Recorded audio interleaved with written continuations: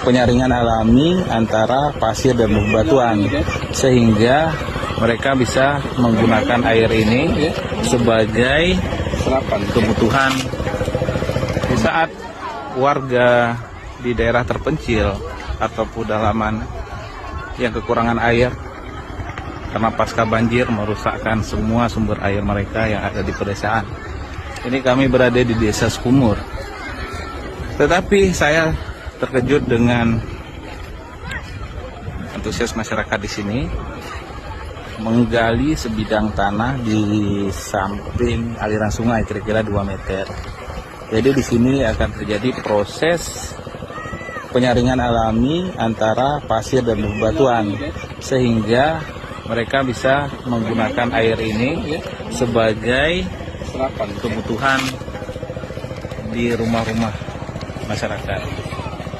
Ini luar biasa penyaringan alami ya. Sungai Kejeragan.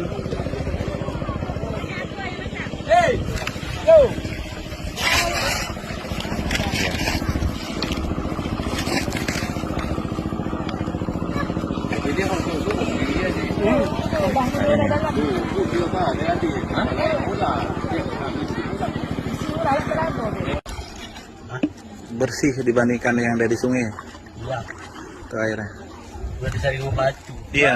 Jadi ini sistem penyaringan alami kira-kira 2 meter dari bibir sungai, sehingga air tersaring dengan proses alami ya dari pasir-pasir dan bebatuan, sehingga bisa digunakan untuk keseharian warga di Desa Sukumur. Malam kami jam berapa?